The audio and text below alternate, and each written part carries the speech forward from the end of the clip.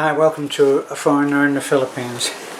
We started to think about some of the stories that we've told and that you enjoyed, kind of like a run-on from the late night meanderings that used to be enjoyed by a lot of people. So I have actually got 3 books, and some of the short stories are in MP3 form, and at one point I was thinking of starting a podcast, and then we thought we would run the stories on a channel for storytelling, which I'm going to leave for now, but what we would like to do is to give you a taste of what those stories would be. Now, when I, as a writer, which may be of interest to you, as to how stories evolve. Stories evolve because of something that happens and you think that would be a good story. In the same way that when you're blogging, this would be applicable to anybody who is blogging. They're going along in their everyday life and something happens, they think that would make a good video, and they usually, if they're really hardcore, they'll have their camera out, it'll come and turn on, and they'll make a video right there and then. Well, this can happen, that something may occur in your everyday life as a writer that you wonder whether that would make a story. And I remember that I was staying in a big house when I first came out to the Philippines, and one day I got up and there was a new girl was walking around doing chores and stuff like that, and I didn't know who she was, and I asked her, who is she? And I was told she's the new maid. So I wondered, here I am, I'm actually a guest in the house, and now this other newcomer comes. How could that be made into a story? And I made that into a story where I don't speak her language and she didn't speak mine, and yet a traumatic incident happened in which she came to my room in the night and tried to tell me what had happened, but she didn't speak any English. This is the story. She didn't speak any English, nor did I speak any Tagalog. So that sets the scene then for how can what would obviously just be down to chemistry, the ability to connect with another person. So I'm not the person in the story. The story is not true. It's not a real story. It's a fictional story that's based on a thought that was inspired by something that happened. So it's one of those where you see the words based on a true story, and then from there everything else is invented. So most historical movies are based like this. So in other words, we may all know that Churchill said, "Never have so few," and that thing about the Battle of Britain, we may know that he said everything like that, but he's gone now. And if a movie was made about, say, Churchill, where would all the conversation come from? Well, it would be invented, but it would be based on what was thought to be a situation at the time, and by research. And they would research it, and they'd found out the kind of thing, and they would come up with dialogue which was Churchill-esque. And that's how a story and a movie would be brought to life. That whole conversations would be invented in what was supposed to be the reality of the situation in that historic moment. So the same happened for this, and the title of that is Goodbye, My Darling Grace. I hope you enjoy it.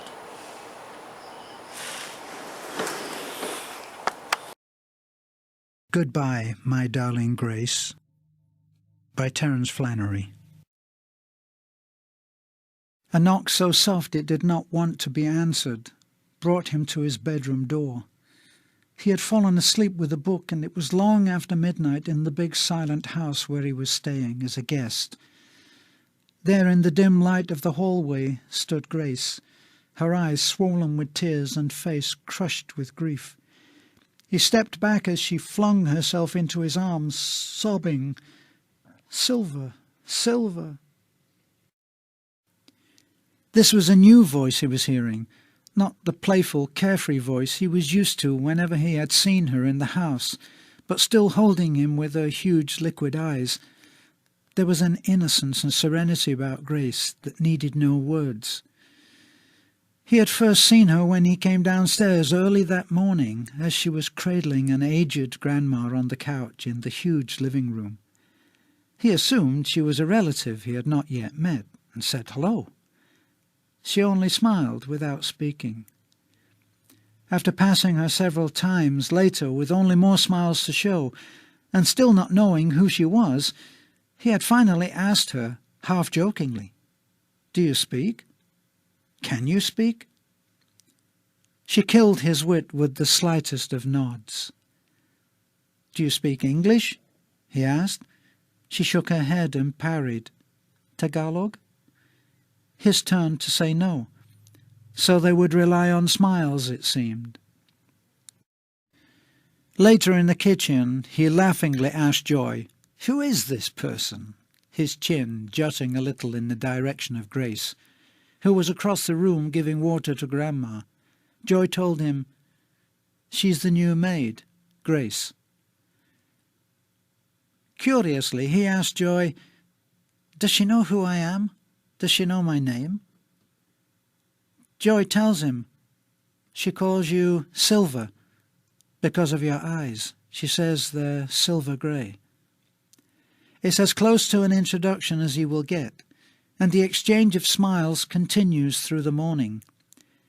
He's a little unnerved by the way she locks on to him with her eyes as they pass, and soon they share the familiar knowing that comes from looking at someone too long without ever speaking. In no time he's finding reasons to pass by her wherever she is. Grace knows. She is elegantly slender in build, with an almost boyish figure, and delicate hands with their long fingers sculpting pictures in the air as she walks. Her dress is simple but stylish, and she wears one small diamond earring in her right ear. Of one thing he is sure: Grace is no maid. She is more than a little taller than average and far too young for him, already in his advancing years. If he looks at her, he knows it's just to live an impossible dream, without so much as a common language between them. But it's too late. He's enchanted, and yes, Grace knows. At midday, he willingly volunteers to drive her on an errand across town. It's said that time is a constant, never changing. With Grace beside him in the open car, her long raven hair in the wind, he entered a space without time, neither fast nor slow. It simply didn't exist. The errand done, he took the long coast road home beside the blazing white beaches littered with falling coconuts from the waving palms. Grace forced him to stop by reaching across and mischievously turning off the ignition and taking the keys, only laughing at his protests about safety. Leaping from the car, she ran barefoot across the sand to meet the waves of clear blue water lapping at the edge. Spreading her arms wide as if to embrace the whole ocean, she shouted long and passionately at the top of her voice up to the sky till she was empty, a sound he would never forget. When she turned breathless to face him, her eyes shone like the sun. They walked barefoot along the ocean's edge, with Grace running here and there like a child searching the sand. He thought she was looking for the prettiest shells until she excitedly screamed with delight. Running back to him, she presented her treasure. It was a blue crystal shaped like a star, the size of a silver dollar, which strangely had not been battered by the waves and still retained a polished sheen. She washed it in the sea and dried it on the hem of her dress. Though he did not know why, he could see the blue star crystal held a special meaning for her. In an almost private ritual, Grace pressed the crystal to her lips. Holding it to her heart, she stood perfectly still for a long time with her eyes closed, and then, through his open shirt, she pressed it to his own heart. With a shock at the touch of the star crystal on his chest, he physically felt a wave of emotion go through him, and Grace smiled knowingly, as she had clearly felt it too. Carefully she placed it into his open palm, and as if she were wrapping a great gift, she folded the fingers of his hand tightly around the crystal. She pressed his closed hand to her breast, and then in an instant the spell was broken and she was gone, laughing and running along the water's edge until she stopped and turned, waiting for him to catch up. As they walked, she leaned into him and clung to his arm with both hands, as if afraid he might leave her, a thing that no power on earth could have made him do. When they finally returned to the house, passing through the gates and into the driveway, reluctantly he brought the car to a halt, knowing something precious was ending. Grace pushed herself onto his lap between the steering wheel and his body, long slender fingers cupping his face tenderly in her hands and looking deep into his eyes, and finally whispering, "Silver." With eyes wide open, she kissed him long and passionately on the mouth. The time warp they had been in ended abruptly as they crossed the threshold into the house, back into the ordinary world, each pretending a distance forever made impossible by the time spent together in the other world. Now here they were in his bedroom in the middle of the night, at the end of this, her first day in the house. In the soft shadows cast by the glow from the reading lamp, she sat on the edge of the bed, pulling him by both hands to sit by her side. Then came the outpourings of Tagalog and tears that were being torn from deep inside her, crying on and on. He protested, helplessly spreading his hands, palms up. Wait, darling Grace, how can I help you if I don't understand?" "Silver." She pressed her fingers to his lips, salty from her tears, to bring his silence and to make him see that some stories need to be told more than understood, that truly listening transcends words. Now he listened with his heart and eyes, and not just his head. Her voice was sometimes soft and husky, and other times full of passion and emotion. He held her hands in his and watched her relive whatever was causing her such agony, only knowing her pain, which cut her like a knife. He was seeing what she is feeling, not in images, not in moving pictures, but in waves of sorrow, anger, of distress and shame, and all the time being held by her eyes locked onto his. As she begins, she weeps quietly, and the tears fall steadily onto his hands. But as she sees again the worst moment about to happen, her terror builds as she relives it. She is wide-eyed with fear and racked with an anguish that has her sobbing deeply. Her hands are now gripping his with a strength beyond her own. Her eyes implore him to understand what she is feeling, and how can he not? As the storm subsided, she sank against him, her arms tight around him, and he felt her breath on his chest. He held her gently. She gripped him fiercely. In the soft light he looked down on her head and shoulders as he stroked her long black hair, holding her to him. He told her everything will be all right, without knowing how he could ever promise such a thing, waiting and listening as her sobs subsided into steadier breathing, becoming regular and easy. Grace was feather-light as he lifted her and laid her on the bed. When he tried to withdraw and leave her there, her grip on him tightened, eyes opening wide again in a wild panic, and so he lay down beside her. She turned into him, and he held her carefully in his arms as if she might break. Finally she fell into a troubled, shallow sleep, but always holding on to him, sensing if he tried to move away.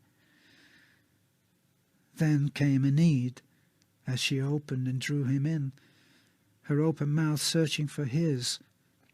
She murmured his name, Silver, Silver, urgently, followed by the softest of words and phrases spoken into his chest, which he could only wish to understand. He'd give his life to watch over her forever. But the light dims as his eyes grow heavy and he surrenders to sleep, his dream of eternal vigil over Grace. In the morning she was gone from the house, leaving only her scent in his bed and a cold hand on his heart. She was like the untouched sweetheart of his childhood, who, sick with boyish desire, and without her ever knowing, he had loved from afar. Grace had captured him with her eyes, pulled him deep into a veil of tears, and left on angel's wings. Standing outside the gates at the front of the house, he looked out along the empty early morning street, with the fingers of grey mist still clinging to the long grass, waiting for the sun. In a voice so soft it was scarcely his own, and overwhelmed by a longing no words could express, he heard himself whisper, "Goodbye, my darling Grace."